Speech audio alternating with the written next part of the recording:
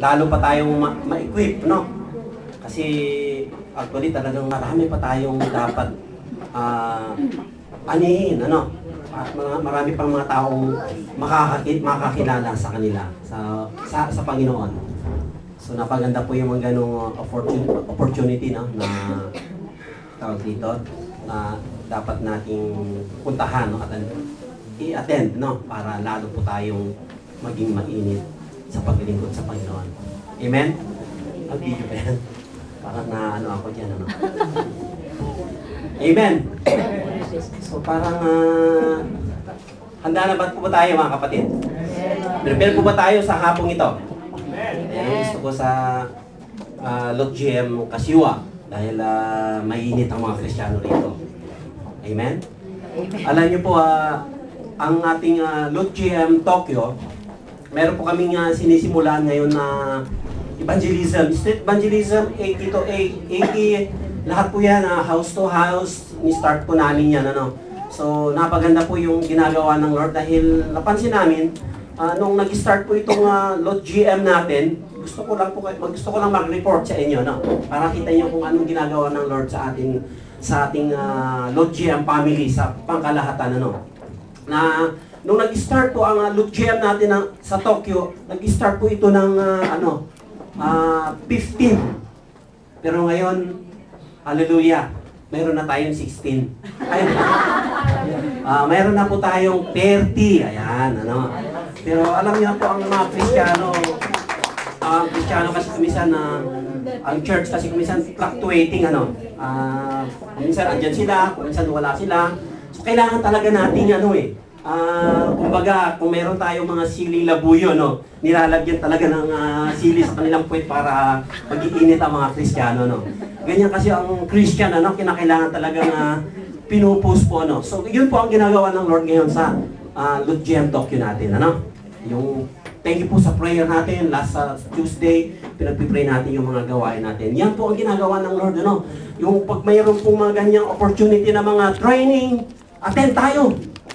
Amen? Amen. Kasi po, mga kapatid, kailangan natin sa huling panahon, kailangan natin, and we are in the last days. Alam natin po yan, ano? Nasa huling panahon na tayo, kailangan natin, hindi lang mainit sa isang araw, hindi lang mainit sa isang linggo sa kanyang pananampalataya, kundi kinakailangan araw-araw. Sapagkat, ang panahon po, mga kapatid, ay lumalakad, painit ng painit, pwedeng palamig ng palamig. Amen? Ibig sabihin, kuminsan pasama ng pasama ang panahon. Kaya kailangan natin, tayo po ay maging handa sa lahat ng panahon. Amen? So handa po tayo hapong ito. Ito po ang pamagat ng ating pag-aaralan ngayon. Brother Gao, pakibasa. Okay yan, bro. Ang kawakan na yun, no? Ayan po, the signs of the times. Ayan, ito po ang pag-aaralan natin ngayong hapon ito, ano? Yung mga sinyales sa mga uling araw. Alam mo, magandang pag-aaralan natin ito eh. Ano? Magandang pag-aaralan natin kasi marami po akong mga nakitang Kristiyano na masyado pong palaboy ba ang tawag doon, ano? Masyado po silang complacent sa ginagawa. Parang akala, hindi mo na alam kung Kristiyano ba yan o hindi. Kasi kung alam yung ginagawa na ng Christian, yun din naman ginagawa ng mga Kristiyano. So hindi mo na ma-distinguish. Alin ba? Sino ba ang Kristiyano dyan? Kasi yung isa, may necktie din eh. Di po ba? Ito, may necktie din eh. Pero pag nagsalita yung isa, ganun din naman magsalita yung isa. Amen? Ito po, maganda pong pag-aralan. Actually, kung tatanggapin natin ito as a message of God, is a word of God, o mensahe ng Lord mula sa Kanya para sa atin, masishake po, masishake po, maalog po yung ating Christian life. It's about time na evaluate natin yung sarili natin. Dahil totoo pong nasa mga huling araw na po tayo. Amen? Amen.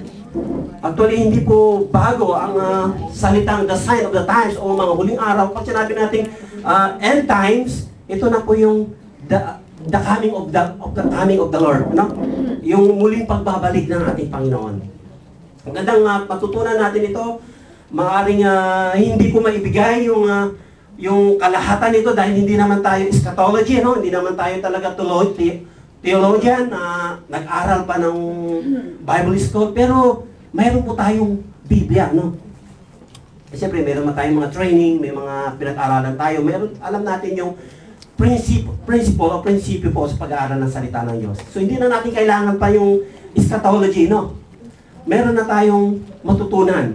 Hawak lang po natin ang Biblia. Hindi po tayo malilito, hindi po tayo maliligaw kapag meron po tayong Biblia. Amen? Meron po tayong Biblia, mga kapatid. Amen. Binubuksan ba natin yung ating Biblia? Binubuksan. Ang tanong, binabasa natin. Okay? Kasi kung minsan binubuksan, hindi naman binabasa. Binabasa, hindi naman inuunawa. Amen po?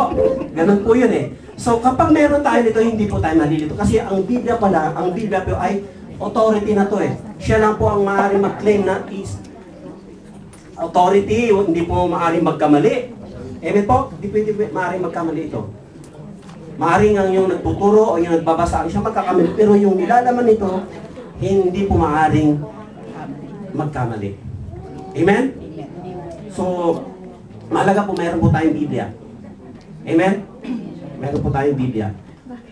Pag-aaralan po natin, ito po ang ating text. The sign, the love warning. Sa Matthew 24, chapter 1, verse 1 hanggang 15. Okay? Kung meron po kayong mga Tagalog na Bible, ginagamit lang po natin ang PowerPoint, ang projector na to, para mapadali po yung ating pag-aaral. Ano? Pero maganda po talaga meron tayong personal Bible. Ano? Maganda po yan. Dahil kuminsan kapag wala na ito, paano na po? Hindi po tayo lalago, hindi po lalawak ang ating kaalaman patungkol po sa salita ng Diyos.